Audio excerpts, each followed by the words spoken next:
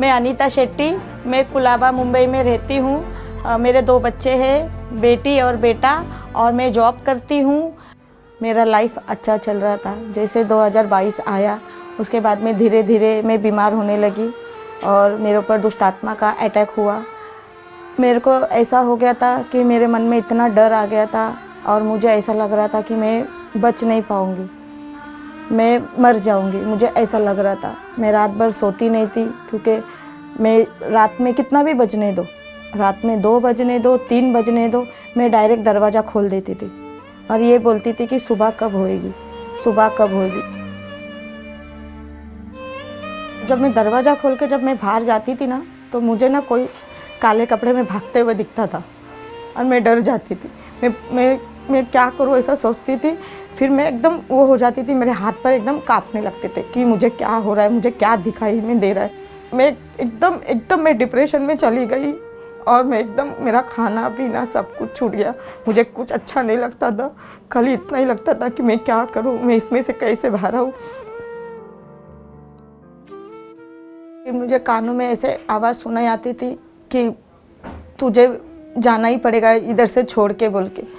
मुझे ऐसे कानों में आवाज़ आता था कि तू 2023 देख नहीं पाएगी, ये मुझे कानों में आवाज़ आया था। तो मैं सोचती थी कि मैं क्या करूँ, मैं किधर जाऊँ, मैं कैसे करूँ, कुछ मुझे समझ में ही नहीं आ रहा था कि मैं, कुछ मुझे ऐसा लग रहा था कि कुछ तो भी है मेरे से, सब जाने वाला है, मेरे हाथ में कुछ नहीं आने वाला है, ऐसा मुझे लग रहा था। फिर मेरे को खाना नहीं खाने हुआ होता था। मेरे को ऐसा लगता था कि मैं पानी पीऊँ, पानी भी पीती थी तो मेरे को उल्टी हो जाता था, मेरे पेट में पानी भी नहीं पचता था। इधर ऐसा पानी पीती थी, तुरंत जाके वॉशरूम में जाके उल्टी करती थी। मेरे मम्मी लोग सब डर जाते थे।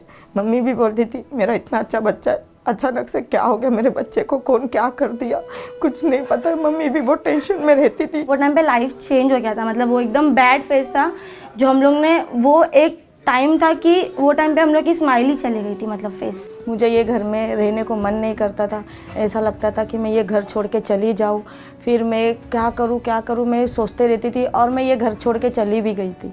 मैं चली गई थी मेरे भाई के घर पे। मेरे बच्चे मेरी मम्मी के साथ यहाँ रहते थे और मैं मेरे भाई के घर पे रहती थी। फिर मम्मी उधर आती थी, क्यों तू इधर रहती है, इतना चल घर पे चल, घर पे चल, इतना बड़ा घर है, तू चल घर पे, बच्चे उधर है, तू इधर क्यों रहती है। लेकिन मुझे ये घर क्या, मुझे ये गली में भी आने को मन नहीं करता था, क्योंकि मैं इतना डर गई थी। मुझे बिल्कुल मन नहीं करता था ये घर पे आने के लिए कि मैं इधर आके रहूं, बैठूं मेरे भाई बहन लोग के साथ में, मेरी मम्मी के साथ में, मेरे बच्चों के साथ में नहीं। मेरे बच्चे भी मेरे को मिलने के लिए उधर आते थे भाई के घर पे। बहुत डिप्रेशन में चली गई थी और मैं मेरे भाई के घर पे भी थी ना, मैं उधर भी मैं सो नहीं पाती थी, मैं इतना डर गई थी। फिर मैं इतना डिप्रेशन में थी। फिर मेरी बहन आई मेरे पास, बोली लाजर जो ब्रदर है वो बहुत अच्छा परिचार करते हैं, तो उनका देख ना जरा, क्यों नहीं तू देखती है, रात भर तो तू जागी रहती है, तो कोई नींद नहीं आता, तो वो तो देखा कर, बोल के। फिर मैंने, जैसे मैं बोली मुझे लगा के दे, मुझे नहीं पता चलता है कैसा लगाते, कैसा यूट्यूब में देखते, मुझे नहीं आता है, मैं बोली इतना।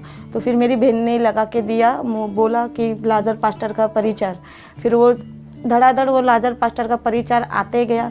उसके बाद में मैं अपना एयरफोन लगा के मोबाइल में मैं 24 घंटा सुनते रहती थी। फिर मैं एयरफोन डाल के मेरे कानों में वही रहता था, लाजर पास्टर का ही। मैं चाहे वो 2 मिनट का प्रे हो, चाहे घंटा भर का प्रे हो, जो भी मेरे को ऐसा दिखता था मैं उसके ऊपर टिक कर देती थी और मैं वो सुनते बैठती थी। मुझे वो प्रे इतना अच्छा लगा, क्योंकि जो वो पास्टर बोलते थे वो मेरे जीवन पे आधार होता था, जो वो वचन बोलते थे मेरे जीवन पे आधार होता था। क्योंकि वो दुष्ट आत्मा के बारे में भी बताते थे, तो मैं बोलती थी कि प्रभु ये मेरे लिए है, तू सब कुछ कर सकता है, तो तू मेरे अंदर से भी वो सब निकाल सकता है और मुझे फिर से तू खड़ा कर सकता है परमेश्वर। ऐसा बोल के मैं प्रभु को मुँह से अंगीकार करती थी, क्योंकि वो पास्टर बोलते थे कि तुम्हारे मुंह से बोलो।